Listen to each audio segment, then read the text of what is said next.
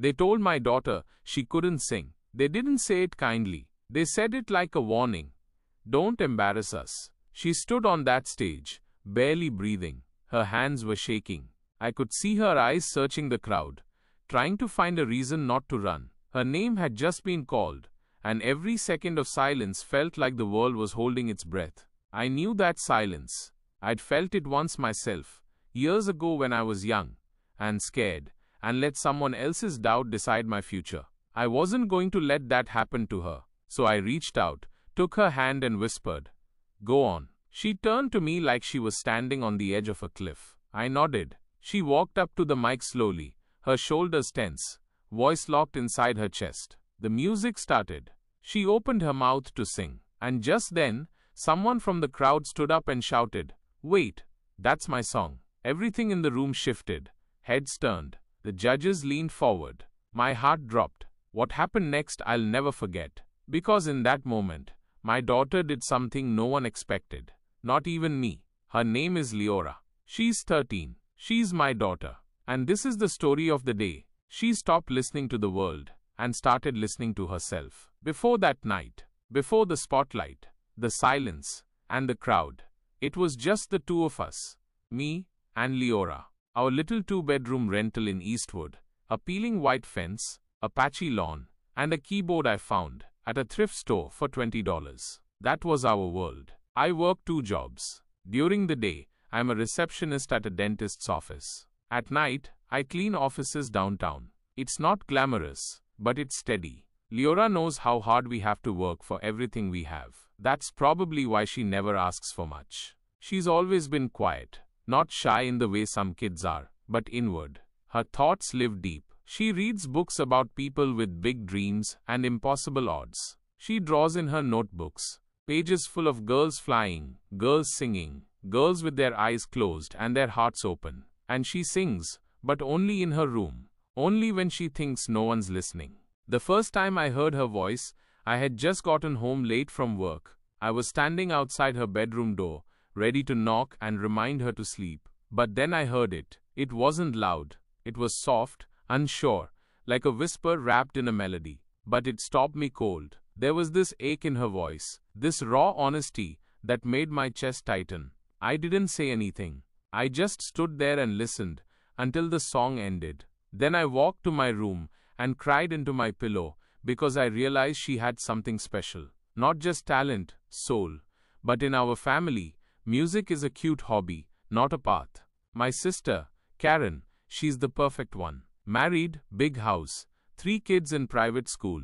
She's practical, structured, and judgmental as hell. My parents, they love Leora, but they come from a world where dreams like that, especially for girls, don't pay bills. They want her to be a nurse or a teacher, something safe, something quiet. When I mentioned once, just once, that Leora might have the voice to do something more, my father chuckled and said, "You mean like American Idol? Come on, Maya, be serious." I stopped bringing it up after that. Then one Saturday, I saw a flyer taped to the window of the grocery store. Tri-County Youth Talent Showcase, ages 10 to 17. Singers, dancers, poets, welcome. I stared at it for a long time. My hand actually shook a little when I took a picture of it. I didn't know what I was going to do with it. Part of me was scared to even show it to her. What if I gave her hope, and the world crushed it? But when I did, when I sat her down and showed her that photo, her face changed. Her whole body lit up. Her mouth opened a little like she was afraid to smile too quickly. "Could I really try?" she asked. I nodded. "Yeah, baby, you can try." She ran to her room that night and started practicing right away. I could hear her through the door again, a little louder this time, and it sounded even more beautiful. Every night that week, she sang the same song. She wrote it down line by line in her notebook. She practiced while doing her homework, in the shower, when she thought I was asleep. But not everyone was excited. We had dinner with my parents and Karen's family the night before the audition. I didn't plan to bring it up, but Leora was glowing. She couldn't hide it. "I'm singing tomorrow," she said while passing the potatoes. "There's a youth showcase downtown." Karen dropped her fork. My mother's eyes narrowed. My father sighed. Karen leaned back and said, "Sing in public, Leora. That's sweet. But maybe save that for church." My father shook his head. You should focus on your grades. Music isn't going to take you anywhere. Leora looked down at her plate. Her shoulders curved in a little. That light I'd seen in her eyes a week ago started to flicker. Later that night in the car, she was quiet. I asked if she was nervous. She said no, but I could tell something had changed. I knew that feeling. I'd had dreams crushed by other people's voices, before they even got the chance to grow, and I wasn't about to let that happen to her. She had something inside her. I didn't care who couldn't see it. I saw it. I heard it. And that had to be enough, because in less than 24 hours she was going to walk onto that stage, and everything about who she thought she was, who she could be, was going to be tested. The morning of the showcase, Leora was quiet. Not the usual thoughtful quiet she lived in. This was heavy, withdrawn. She barely touched her eggs, just picked at her plate and stared out the window, still wearing her pajama shirt, even though we had to leave in an hour. I kept trying to talk to her, just normal stuff, to make the day feel light. I told her how beautiful her voice sounded last night, how proud I was that she stuck with it, how brave she was. She nodded, gave a soft smile, but I could tell it wasn't reaching her heart. When I asked if she wanted to do a warm-up before we left, she shook her head and said, "It doesn't matter."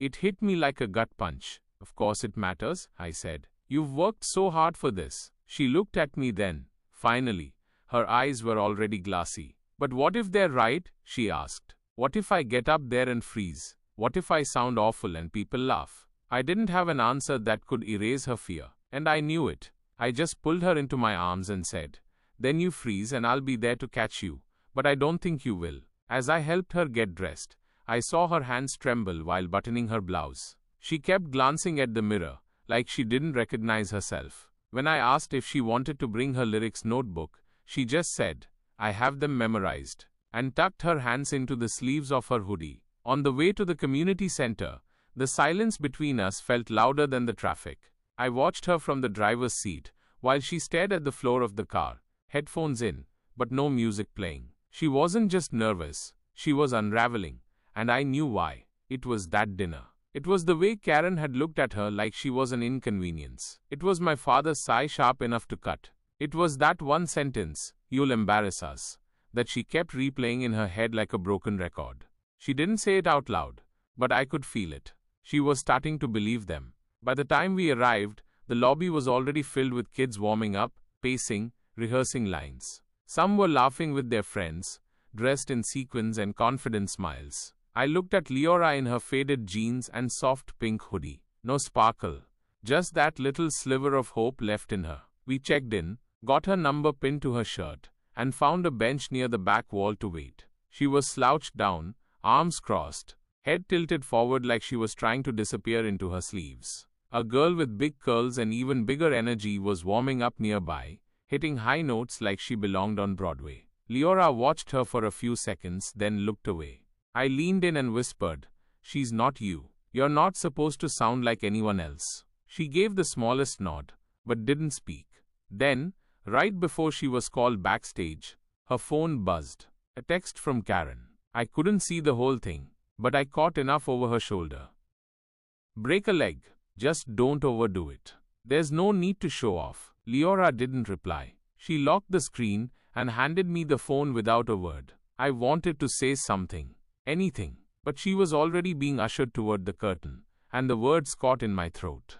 I watched her walk toward the stage entrance, like someone being sent to trial, her back hunched, her hands in her pockets. Every step looked harder than the last. From where I sat, I could see the side of her face behind the curtain. Her eyes were closed. Her lips were moving slowly, maybe going over lyrics, maybe just breathing. I couldn't tell. The announcer read her name, Leora Hart, age 13, singing original ballad titled, "Still Rising." There was a long pause. She didn't move. People started whispering. The judges looked at each other. One of the coordinators motioned toward her from the side, encouraging her to step out. Still nothing. I stood up. I could see the panic now, her chest rising too fast, her mouth tight. The words were still inside her, but fear had them in a chokehold. I made my way to the side, reached through the curtain, and took her hand. She looked up at me, startled, eyes wide like she thought she'd already failed.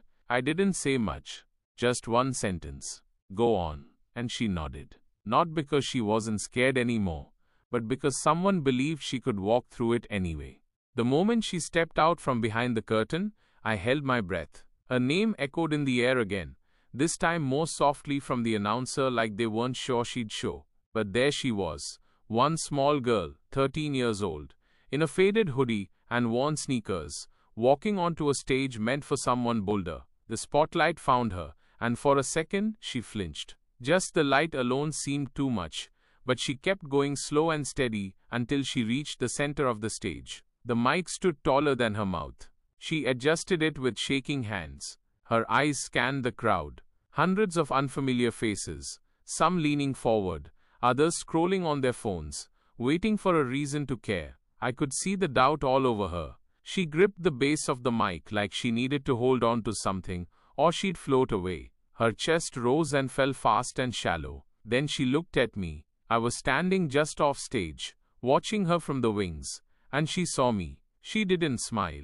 She didn't cry, but she blinked slowly like she was trying to remember something. I nodded. Nothing big, just a small nod, the kind you give someone when you've got no more words, but all the faith in the world. The piano track began. It was soft at first, a few slow chords, the same ones I'd heard through her bedroom door night after night. Her original song, Still Rising. The intro ended, and the moment came. Her mouth opened, and for a second, nothing came out. My stomach clenched. I wanted to run up there, hold her, tell them all to go home, if they didn't see how strong she already was, just by standing there. But then her voice came, quiet, fragile, but real. She sang the first line, like she was testing the air. I was told to sit down, to be still, to be small. A few heads in the audience turned. The second line came clearer, stronger. I've been broken and bent, but I've never let myself fall. Something changed in her. You could see it. Her shoulders rolled back slightly, her hands unclenched. She looked above the crowd now, not at her feet. Each word she sang sounded more sure than the one before. Her voice carried not because she was belting, but because it was honest. It wasn't perfect, but it was hers. And it filled that auditorium with something that felt like truth. And then it happened. Halfway through the song, right before the chorus, a woman stood up in the third row. She was tall, maybe mid-30s, dark curls tied back in a scarf. She looked stunned. She raised her hand and called out. Not angrily, not rudely, just loud enough to cut through everything. Wait, that's my song. The whole room froze. Leora stopped singing. The judges turned. The crowd murmured. Someone near the back actually gasped. The woman started walking forward toward the judges' table. Everyone was watching her. She leaned over to one of the judges and whispered something. They nodded, glanced at each other, then waved her over. She stepped up to the mic off stage and looked directly at Leora. I'm Valerie Quinn, she said. I wrote that song 3 years ago. I released it online, but never did anything big with it. I thought no one heard it. I didn't think it mattered. She paused. But hearing you sing it like that, like it came out of your own heart, I've never heard it sound so alive. Leora stood frozen, lips slightly parted, unsure what to say. Valerie smiled. Keep singing. Leora looked at the judges, at the crowd, at me. I nodded again. She turned back to the mic, took a breath, and continued right where she left off. This time, the words came easier. Her voice rose with each line. By the time she hit the chorus, I'm still rising, even if you don't see me yet. The audience was silent, focused, almost reverent. The entire room shifted. The girl they ignored, when she first stepped up, now had them in her hands. And by the final note, all 3 judges were on their feet. When the last note left her lips, the room held its breath. No music, no clapping, just stillness. Leora stood at the microphone, chest rising and falling, cheeks flushed, eyes wide with disbelief that she'd actually made it through the whole thing. I could see it on her face. She was still waiting for someone to say it didn't count, that it wasn't good enough, that it wasn't real. But no one said anything. Then the woman, Valerie Quinn, the judge who had called out, stood up again. She stepped forward from behind the table, tears in her eyes. She walked to the edge of the stage and looked up at my daughter like she was seeing something sacred. "That was the most honest version of my song I've ever heard," she said. "It was like you took it out of my hands and made it yours." She turned to the other two judges, who were both nodding, clearly moved. One of them, a man with silver hair and thick glasses, whispered something to the coordinator. Then all three stood up together. The crowd followed. It wasn't polite clapping. It wasn't forced applause. It was raw, erupting, real. A standing ovation. People were cheering. Some were wiping tears. Kids in the back row had their hands over their mouths, like they'd just seen something they didn't have words for yet. Leora turned to me. It was the smallest look, but I saw it. Her eyes shimmered, not just with tears, but with something I hadn't seen in her before.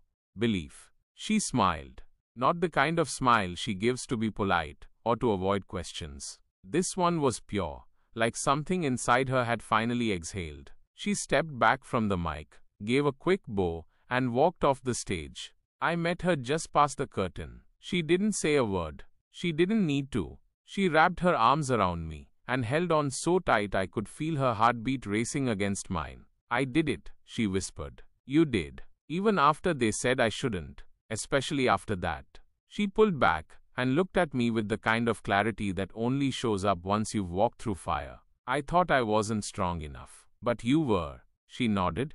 Then almost shyly, "Do you think they meant it? The clapping?" I couldn't help but laugh. Not because it was funny, but because she still didn't realize what had just happened. I think they felt something they weren't expecting to feel. You reminded them what music is supposed to do. We sat together on a bench backstage, her head resting on my shoulder, listening as the next kid performed. The applause wasn't the same. The room was still recovering from her. A few minutes later, Valerie walked back to find us. She bent down so she was eye level with Leora and said, "Can I tell you something?" Leora nodded. "I was going to quit. This whole judging thing, music in general. I haven't written a song in almost a year. Nothing felt worth it anymore. But hearing you tonight, it reminded me why I started in the first place. You woke something up in me." Leora blinked.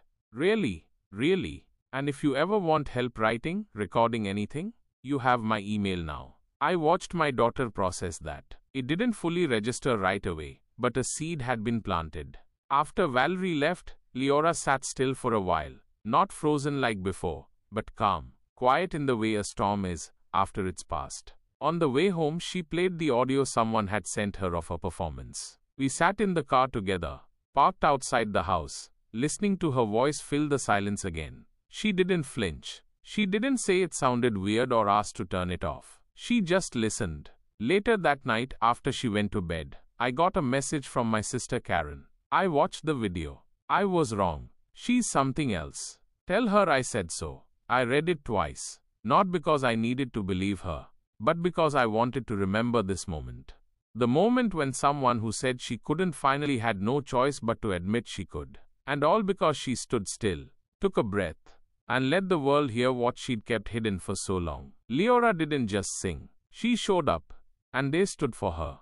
The next morning, I walked into Leora's room expecting to find her asleep, completely wiped out from everything that had happened the night before. But she was already up, sitting cross-legged on her bed, notebook in her lap, humming softly to herself. She was writing again, not just doodling like before. She had lyrics, lines crossed out and rewritten, arrows pointing to new verses, whole stanzas spilling over the edge of the page. I stood in the doorway for a moment and just watched her. She looked different, not in any big dramatic way, but the way she held her body, straighter, more open. Her eyes had that kind of quiet fire, like something had been lit inside her that wasn't going out anytime soon. When she noticed me, she smiled. "New song?" I asked. She nodded. "It started coming to me last night. You want help?" She paused, then grinned. Maybe just the chorus, that small moment, meant more to me than she knew. Not just because she was writing again, but because she was letting herself want something, letting herself believe she had the right to create.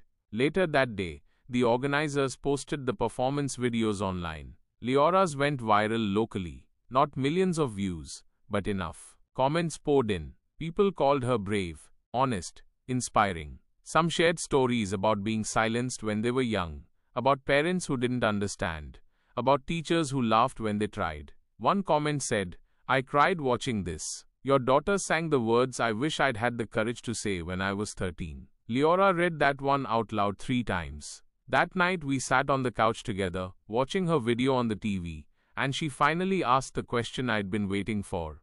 Do you think I could really do this? I didn't pretend to know how the music industry worked. I didn't throw statistics or pipe dreams at her. I just said yes, because it's in you. Not just the voice but the truth.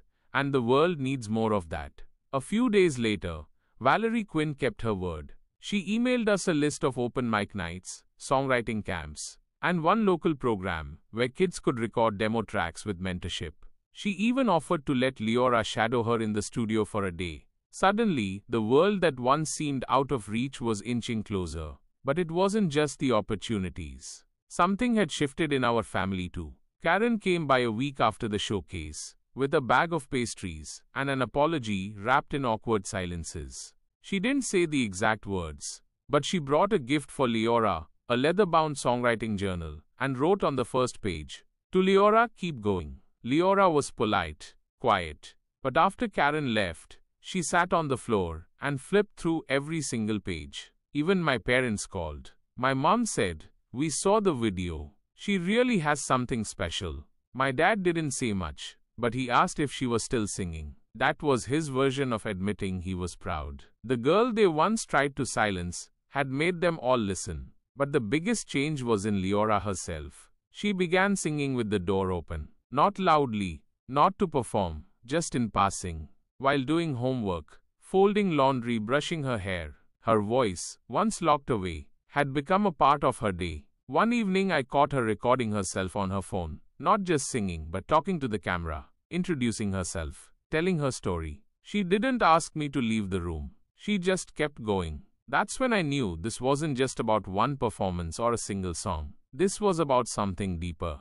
She had taken all the fear, all the doubt, all the voices that told her she wasn't enough, and used them to build a stage. She stood on it, and she sang. And now no one could take that away from her. Sometimes I think about that moment when she stood frozen, almost swallowed by silence. And I remember the look in her eyes, the one that asked me if she was allowed to try. I am so glad I told her yes. Because when the world tells your daughter she can't, and you help her believe she can, you don't just change her future, you help her change the world. So if you're watching this, and you've ever been told to sit down, stay quiet, or shrink who you are just to make someone else comfortable, this story was for you. And if you're a parent, a mentor, a friend, remember that one small moment of belief can change someone's entire life. It did for my daughter. If this story moved you, share it. Someone out there might need to hear it today. Comment below. I'd love to hear your stories too. What did someone once tell you you couldn't do,